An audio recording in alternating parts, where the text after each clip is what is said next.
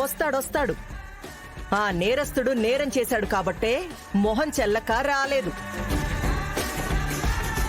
నిజంగా వచ్చేవాడైతే ఎప్పుడో వచ్చేవాడు. లేదత్తా, మావయ్య రావాలి అనుకున్నా రాలేని పరిస్థితి. 8 ఏళ్లు కోమాలో ఉన్నాడు.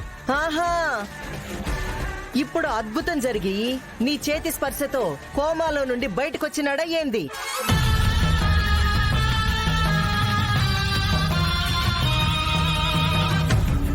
పాపం, కోమాలోంచి వచ్చినోడ్ని అట్ట వదిలేసి వచ్చినవేంది? విక్రమార్కుడు బేతాళుణ్ణి భుజం మీదేసుకుని తీసుకొచ్చినట్టు నువ్వు కూడా తీసుకొచ్చేయాల్సింది. పాపం, కృష్ణవేణి మొగ్గుడి కోసం ఎదురు చూస్తా ఉండాది.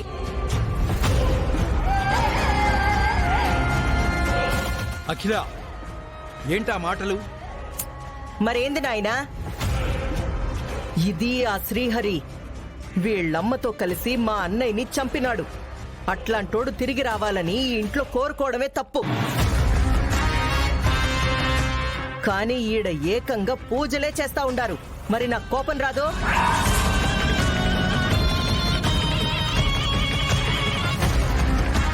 అత్తయ్య, నేరం నిరూపణ కానంత వరకు ఎవ్వరూ హంతకులు కాదు. మావయ్య తిరిగి వస్తే అప్పుడు తెలుస్తుంది అసలైన హంతకులు ఎవరో.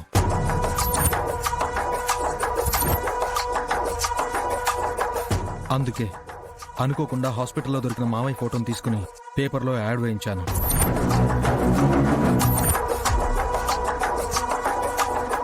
బావా,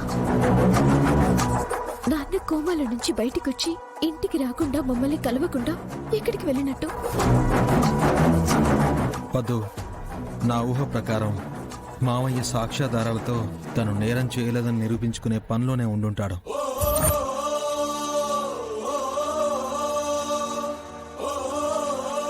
ఆయన కష్టానికి నా ప్రయత్నం కూడా తోడైతే మావయ్య త్వరలోనే మనందరి దగ్గరికి వచ్చేస్తాడు. అబ్బో, కోమాలో నుంచి ఆయన లేచినాడంట. ఈయన ఆయన కలిసి సాక్ష్యాలు సంపాదిస్తారంట.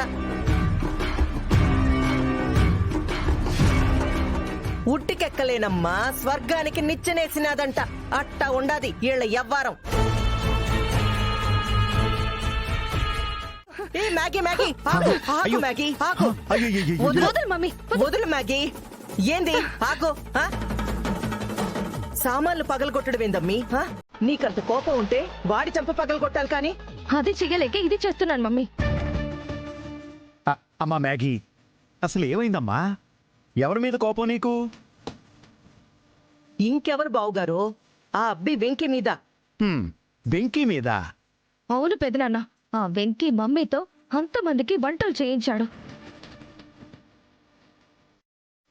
వెంకీ గడి పేరుతోనే బాడికన్నే పొడుద్దామని వర్కర్స్ అందరినీ భోజనానికి పిలిచి ఎలక్షన్స్ లో మన వైపు ఉండేలా చేద్దామనుకుంటే అది కాస్త రివర్స్ అయ్యి ఫుడ్డులో విషం కలవడం, వాడు అందరినీ కాపాడి హీరో అవ్వడం, చివరికి జేజేలు కొట్టించుకున్నాడు.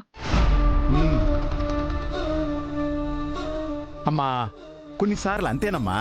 మనం నించున్న కొమ్మని మనమే నరుక్కుంటాం. అది మన బ్యాడ్ లక్. అదే పెదనాన్న నా బాధ కూడా. రేపు ఎలక్షన్స్ లో ఓట్లన్నీ వాడికే పడతాయి. నేనసలు ఈ ఓటమిని తట్టుకోలేకపోతున్నాను. అమ్మీ, ఓటమా? మనమెందుకు ఓడిపోతామమ్మీ? మమ్మీ, ఎలా గెలుస్తాం మమ్మీ?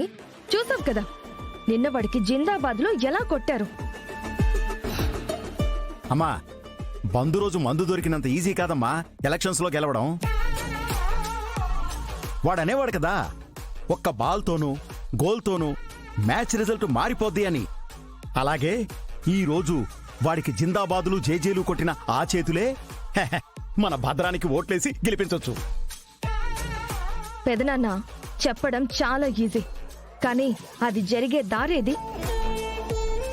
అమ్మీ, ఆ వెంకీని 4 రోజులు మంచాన పడేలా చేస్తే ఆ వర్కర్స్ ని మన వైపు తిప్పుకోలేమా?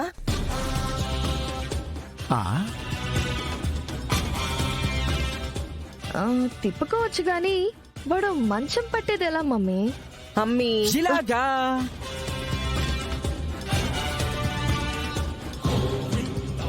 అత్తయ్య నేను వచ్చేసా, నేనడిగినాది తెచ్చేసా.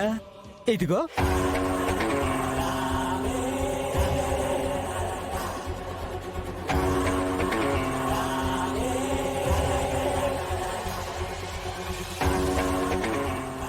ఏంటి మమ్మీ ఇది? ఉదర కబళిక చూర్ణం. ఏంటి ఉదరక కబళిక? Whatever it is. ఎందుకు ఇది? పొట్టలో ఉన్నది లేనిది అంతా కదిలించి కబళించి బాత్రూంలోకి పరిగెత్తించేస్తాది. అత్తయ్య ఆ వెంకి పాలు తాకపోయిన పర్లేదు కానీ మ్యాగీ మాత్రం కిస్సు పెట్టకూడదు. అవును బావగారు, మరీ నా కూతుర్ని నేనే ముద్దు పెట్టమండం బాగోదు. అయినా అంత తగ్గాల్సిన అవసరం మాకేంది? అఖిలమ్మా, ఇగో వాడి మీద మనం గెలవాలంటే ఈ ముద్దు తప్పదు. బుగ్గ మీద ముద్దేగా, ఆ ముద్దుకి ఏమవుతుంది? ఏం భయం?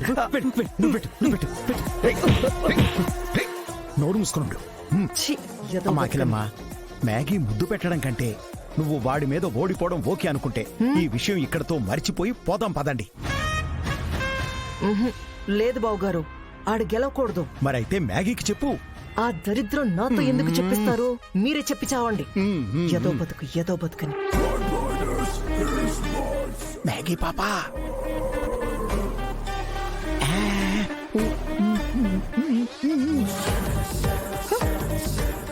Get lost.